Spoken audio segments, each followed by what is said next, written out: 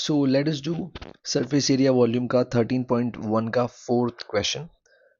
A cubical block of 7 centimetre. तो एक cube है जिसका ऑब्वियसली लेंथ ब्रेथ हाइट सब साथ दिया हुआ. ठीक है, तो ये क्यूब है मान लेते हैं. You can see it here.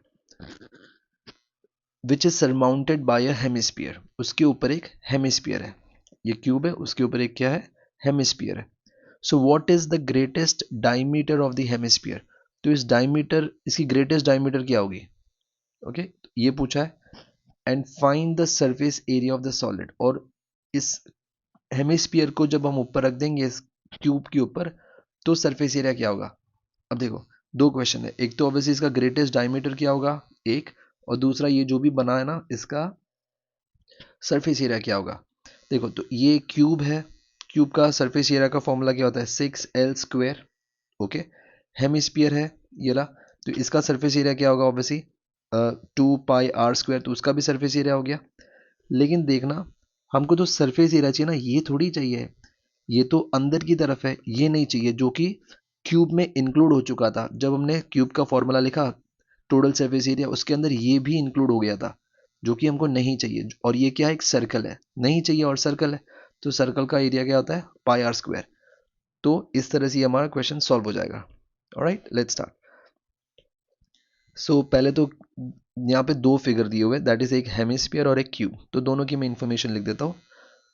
तो क्यूब है जिसका लेंथ है 7 सेंटीमीटर, और एक हेमिस्फीयर है. तो हेमिस्फीयर की ग्रेटेस्ट लेंथ क्या होगी.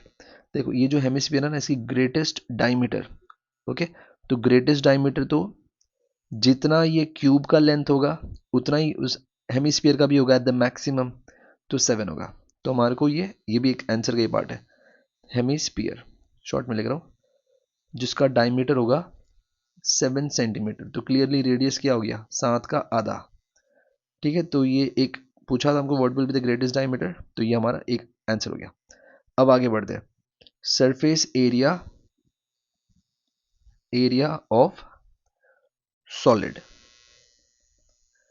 तो सरफेस एरिया ऑफ सॉलिड क्या होगा, total surface area of cube, फिर curved surface area of the hemisphere, और इसके अंदर से हम सर्कल का एरिया माइनस कर देंगे. तो एरिया ऑफ सर्कल हो जाएगा माइनस. ठीक है. देखो, ये क्यूब है, उसका टोटल सरफेस एरिया, फिर ये हेमिस्फीयर, उसका कर्व्ड सरफेस एरिया. अब अंदर वाला पार्ट तो हमको नहीं चाहिए, पर ये total surface area of the cube में आ गया था, इसलिए वो हमको माइनस करना पड़ेगा. अब ये हमारा फॉर्मूला आइडेंटिफाई कर लिया. अब हम बस फॉर्मूला लिख देंगे, 6L², 2πr², that is curve surface area of hemisphere, और πr², that is area of circle. अब to make the calculation easy, 2πr² में से एक πr² जाएगा, तो क्या बचता है, सिर्फ एक πr² बचता है. अब इसके अंदर कुछ ऐसा कॉमन तो है नहीं, क्योंकि 6L उसमें πr, तो there is nothing common. Will just put the values directly. तो लेंथ कितना दिया हुआ है, 7 7 पाई 22 7, और रेडियस कितना दिया हुआ है, 7 का हाफ. 7 का हाफ, डायमीटर 7 था, तो रेडियस 7 का हाफ हो जाएगा. अब बस कुछ कटिंग करेंगे, ये 7 से 7 कट गया, ये 2 11 सा कट गया. ठीक है. अभी 6 इंटू 49 7, दैट इज 294. 294. और यहाँ पे 11 टाइम्स 7 का आधा होता है 3.5.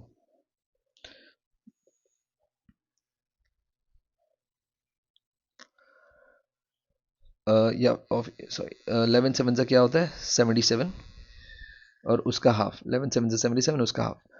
तो 294 और 77 का हाफ होता है 38.5. तो 294 plus 38.5, that is 332.5 centimetre square. So here the question is completed. Thank you.